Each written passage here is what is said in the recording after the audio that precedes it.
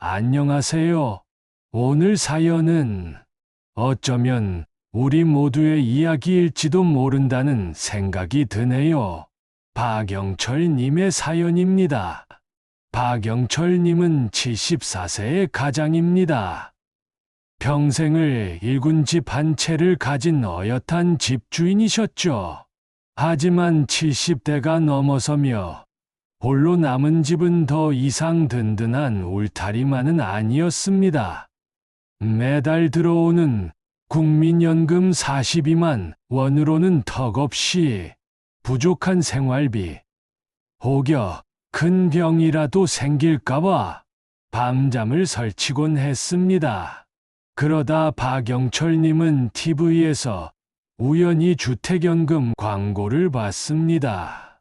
집을 담보로 맡기고 매달 연금을 받는다고 귀가 번쩍 뜨이셨죠. 월 120만 원의 연금을 받으면 지금 연금과 합쳐서 넉넉히 월 162만 원이 된다는 계산이 나왔습니다. 자식들에게 손 벌리지 않고 당신의 힘으로 마지막까지 당당하게 살고 싶다는 마음이 간절했죠. 그래, 평생 고생하며 마련한 내 집인데 이제는 나를 위해 써도 되지 않겠나. 이런 마음으로 은행을 찾아갔습니다. 하지만 이 중요한 결정을 자녀들에게는 말하지 않았습니다. 짐이 되기 싫다는 마음이 너무나 컸기 때문이었죠. 그런데 한 달 뒤 큰아들이 우연히 아버지의 통장을 보게 되면서 모든 사실이 드러났습니다. 통장에 찍힌 주택연금이라는 글자. 자녀들은 상의 없이 내린 아버지의 결정에 서운함을 감추지 못했습니다. 그리고 솔직하게 털어놓았다고 합니다. 그 집이 자신들의 상속 재산이 될 줄 알았다고요. 아마 그 순간 박영철님 마음은 무너져 내렸을 겁니다. 당신은 살아있는 아버지의 죽음을 계산하는 자식들로 오해하고 말았으니까요. 자녀들이 당신의 노후가 아닌, 당신이 아닌 집에만 관심이 있었다는 사실을 깨달으신 거죠. 그날 이후 자녀들은 아버지를 이전처럼 대하지 않았습니다. 아버지가 아파서 병원에 가자고 해도 지금 바빠요.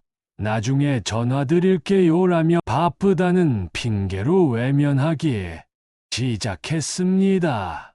예전에는 아프다고 하면 달려와서 지극정성으로 보살펴주던 자식들이었는데 그 태도가 180도 달라진 겁니다.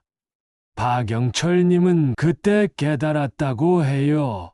내가 아픈 것보다 집이 더 중요한 거였구나. 그 한마디가 박영철님의 가슴에 꽂혔습니다.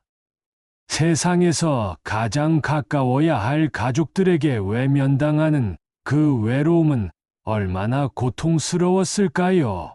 우리는 누구나 부모가 되고 또 자식이 됩니다. 여러분은 어떤 마음으로 이 사연을 듣고 계신가요? 우리는 모두 누군가의 인생의 한 페이지를 채워주는 사람들입니다. 하지만 종종 그 페이지에 담긴 진짜 이야기는 보지 못하고 그저 물질적인 숫자들만을 계산하려 드는 건 아닌지 돌아보게 됩니다. 자녀들의 차가운 태도에 큰 상처를 받으신 박영철님. 하지만 갈등은 여기서 멈추지 않았습니다. 자녀들이 먼저 아버지에게 제안을 했다고 해요.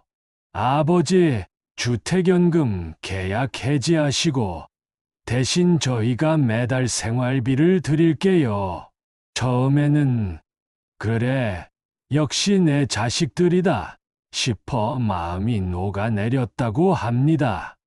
그런데 박영철 님이 주택연금으로 받던 월 120만 원의 금액을 그대로 요청했을 때였습니다.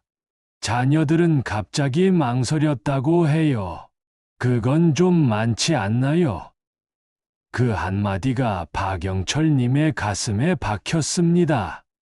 아, 자식들이 아버지를 걱정한 게 아니었구나. 결국은 돈이구나.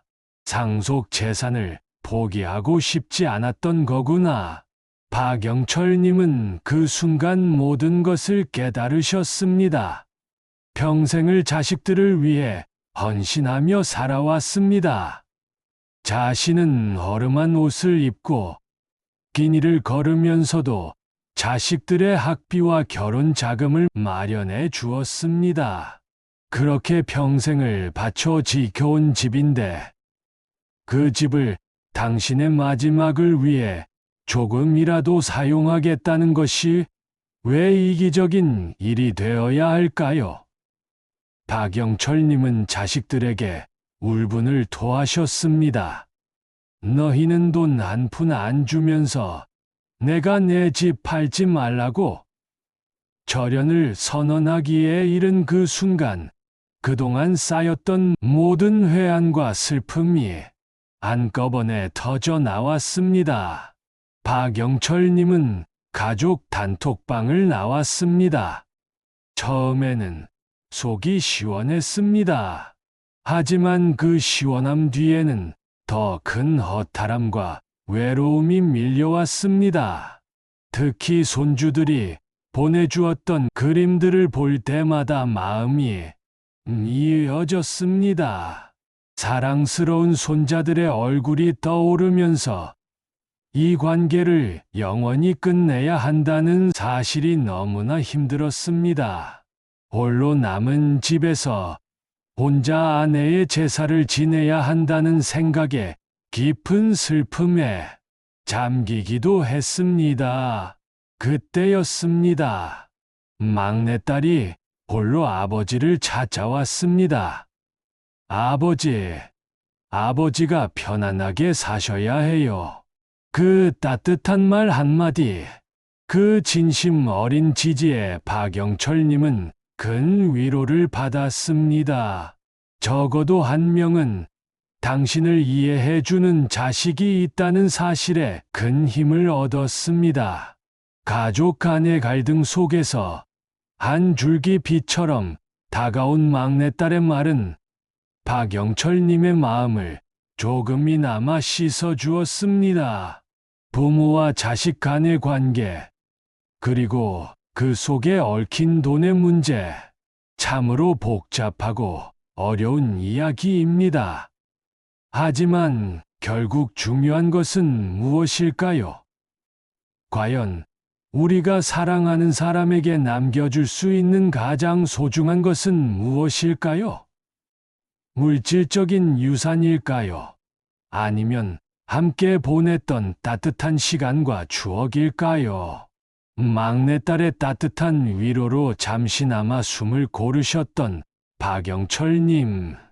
하지만 관계를 완전히 끝내기 위한 마지막 한 걸음이 남았습니다. 박영철님은 가족들에게 마지막 식사를 제안했습니다. 가족 모두가 모인 식탁, 그곳에는 따뜻한 온기 대신 차가운 긴장감만이 흘렀습니다. 식사 자리에서 자녀들은 다시 한번 주택연금 해지를 요청했습니다. 아마도 마지막 기회라고 생각했겠죠. 하지만 박영철님은 단호했습니다. 당신의 마지막 자존심이자 당신의 인생을 당신의 뜻대로 살겠다는 의지였을 겁니다.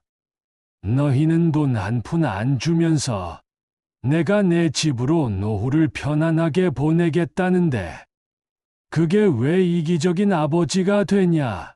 박영철님의 목소리는 떨렸지만 그 안에 담긴 단호함은 흔들림이 없었습니다.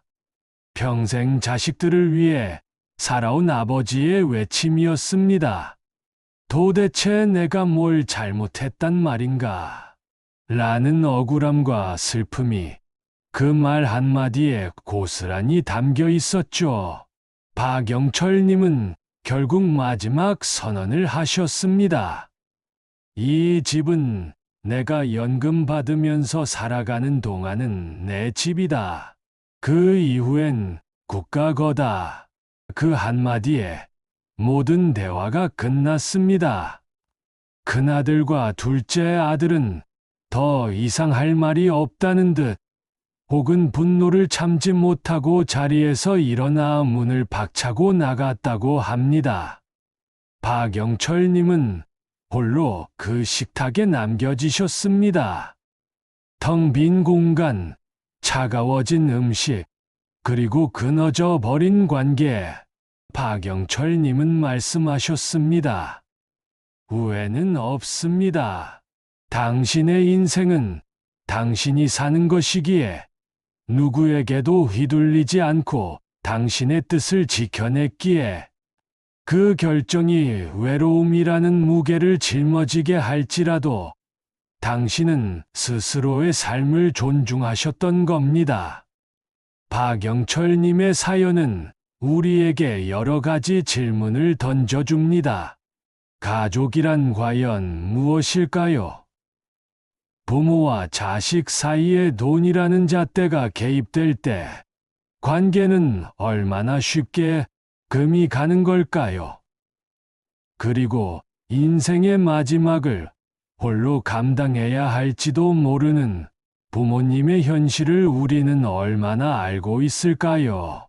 이 사연을 들으면서 혹시라도 부모님께 한 번쯤 집이나 상속에 대해 서운한 마음을 가졌던 분들이 계시다면 그분들의 삶과 마음을 먼저 헤아려 보는 시간을 가져보시면 좋겠습니다. 인생은 짧고 가족은 무엇과도 바꿀 수 없는 소중한 존재입니다. 물질적인 것보다 더 중요한 것들을 놓치고 있는 건 아닌지. 박영철님의 이야기는 우리 모두에게 깊은 울림을 주고 있습니다. 박영철님의 마지막 사연입니다. 큰아들과 둘째 아들이 문을 박차고 나간 뒤 박영철님은 텅 빈 식탁에 홀로 남겨지셨습니다. 사랑스러운 손자들의 그림을 볼 때마다 마음이 아팠고 홀로 아내의 제사를 지내야 한다는 사실에 사무치는 외로움을 느끼셨죠. 박영철님은 말씀하셨습니다. 후회는 없어요. 하지만 허탈함은 있더군요. 평생을 가족을 위해 살아왔는데 마지막 순간에 혼자가 되었다는 사실이 그를 짓눌렀습니다. 당신의 삶을 존중하겠다는 마음이 후회로 이어지진 않았지만 그 마음이 결국 가족의 단절을 가져왔다는 현실은 깊은 상처로 남았습니다.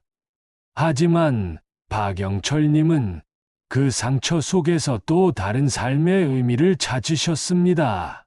가족과 연락을 끊고 홀로 남겨진 시간, 그는 오히려 자기 자신을 더 깊이 들여다볼 수 있었다고 합니다. 평생 아버지와 남편, 가장의 역할에 갇혀 지냈던 당신은 이제서야 비로소 박영철이라는 한 사람의 인생을 마주하게 된 겁니다. 젊은 시절부터 좋아했던 낚시를 다시 시작하셨고, 동네 경로당에서 친구들과 바둑을 두시며 소소한 웃음을 나누셨습니다. 자녀들의 눈치를 보지 않고 당신이 좋아하는 것들을 마음껏 하셨죠. 집은 더 이상 상속 재산의 대상이 아닌 당신의 마지막 안식처이자 따뜻한 보금자리가 되었습니다. 주택연금으로 받는 매달 120만 원은 이제는 자녀들의 시선에서 자유롭게 당신의 삶을 채워주는 소중한 연금이 되었죠. 자녀들과의 관계는 회복되지 않았지만 막내딸과의 소중한 인연은 계속 이어졌습니다. 막내딸은 가끔씩 아버지를 찾아와 함께 식사를 하고 안부를 물었습니다. 비록 온 가족이 함께하는 따뜻한 모습은 아니었지만 그 한 명의 자식이 주는 따뜻함은 박영철님의 외로움을 덜어주기에 충분했습니다. 그는 깨달았다고 합니다. 가족이 꼭 물리적으로 함께 있어야만 행복한 건 아니구나.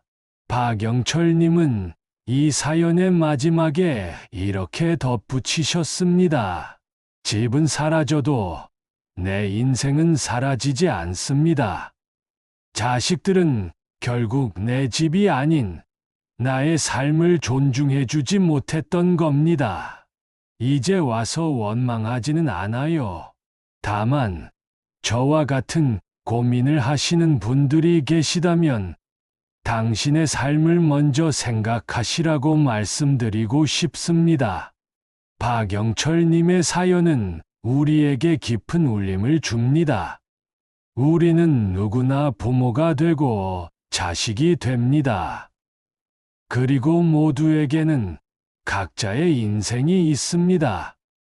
부모님을 위한 답시고 그들의 삶을 우리가 정한 틀에 가두려 했던 건 아닌지, 혹시 사랑과 걱정이라는 이름으로 그들의 마지막을 물질적인 잣대로만 재단하려 했던 건 아닌지, 박영철님의 사연을 들으며 잠시 생각해보는 시간을 가져보는 건 어떨까요? 박영철님 사연의 마지막을 장식할 시간입니다. 온몸에 신경이 곤두서는 듯한 긴장감 속 박영철님은 마지막 가족 식사 자리를 제안했습니다. 이 자리는 화해의 장이 아니었습니다.